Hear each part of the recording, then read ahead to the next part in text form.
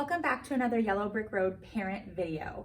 Today we're going to talk to you about something that can be helpful during a pandemic, but it's also helpful in just your everyday life. So today we want to tell you a little bit about social stories. So this social story we printed just off the internet free. A social story is something that's applicable to your child's everyday life, and what it does is it tells a story. So this one's called Coronavirus is a Big Word. And it's by Abby Cruz from the Playing Field in Madison, Wisconsin. I've actually met Abby. She teaches for Conscious Discipline, which is a great resource. That'll have to be a whole other video. But what she wrote this story about coronavirus, and so that's the example we're using right now. It's just it's a child who kind of walks through the very developmentally appropriate reasons for what's going on. And that's what a social story is as a whole.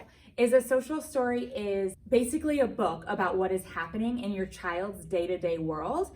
And it's kind of like an after-school special. So the book goes through what should happen, what could happen, and why it's happening. And it's all very developmentally appropriate. So they really help children cope with what's going on around them.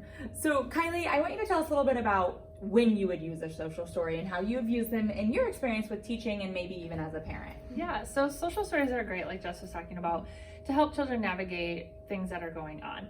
So big ones in the classrooms. I was a toddler teacher for many years and my children have both gone through these stages. So a very common one is when you're dealing with biting. So all the books that most of us parents know are teeth are not for biting, hands are not for hitting, feet are not for kicking. Yep. Those are great ones. They're very simple, to the point. The children can understand them. Ouch, biting hurts. What can you do instead? There you go. Other things that you can use them for, though, are things like a bedtime routine. If your child is struggling with going to bed, or if your child is struggling with going to school in the morning, you can create a social story of, we get up in the morning and then we're going to get dressed and then we brush our teeth and then we, eat our breakfast and get ready to go to school. And it just really helps with kind of routines, very simple things. Children can understand them, they can repeat them. And it puts pictures to the words that we're doing. And it just really helps connect that whole experience for them. And I think the other part of that is it's letting them process something when they're not in the moment. Mm-hmm. And so we talked in one of our videos about when children get upset, their cortisol gets really high, and that's not the time to navigate the problem, is when we're filled with stress. Mm-hmm. And so the nice thing about social stories is that if your child has a hard time dropping off at school, I love that you use that example. You're reading the social story before bedtime. And so there's no anxiety about it. You're not in the moment trying to teach a lesson. We get up, we brush our teeth, we go to bed. It's kind of like the routine we talked about. Then you go to school, and at school you get to play with all your friends and smile and laugh, and then you eat lunch, and then you take a nap, and then mom and dad come back. Mm-hmm. And it closes that loop for them in their world and very real stuff. Kylie, you're better at this than I am, but where do you get a social story? So I showed that we printed this one off the internet. Conscious Discipline's a great website. We literally just Googled coronavirus social story. But where else have you found them and used them? Yeah, so online is a great resource for so many things. You can also buy them. So like I said, the books such as, Teeth Are Not for Biting. Those are great social stories. There's so many others out there.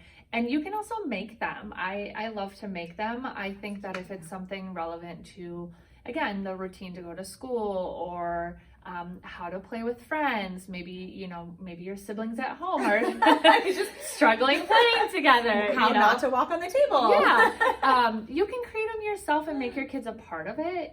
Print pictures of the children, print pictures of yourself, put them in the book, help them or have them help you color them, and make them really personal as well. That's too. Really cute, yeah. And so then the children get really excited about it. They've made it, it's their book. And so there's tons of resources out there.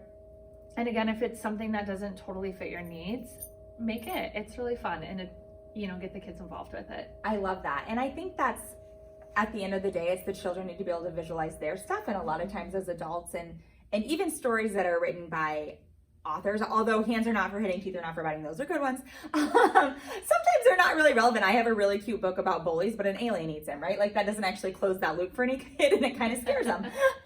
So it's just, there are ways that you can really personalize them for your child, for your specific situation. And I love the idea of using pictures of your own kids, because that's them. Look, you go to school and it's hard to leave mom and dad, but mom goes to boring office, picture of boring office or boring home office, and you get to play with your friends. Cue Facebook Live, like picture of Facebook, right?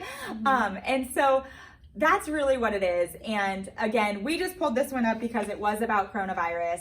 We haven't read this to the kids. It's something you can check out. I always suggest pre-read your stories before you do anything because you want it to be consistent with what you're saying. And you also want it to be, you know your child and if it's going to be too scary for them or too developmentally inappropriate. So that's what a social story is. That's where you get them. That's how you use them. And we hope this helps you in the future with whatever you're facing in your child's developmental stage or whatever is going on in our wacky world right now. So thank you so much for tuning in, and we will see you next time.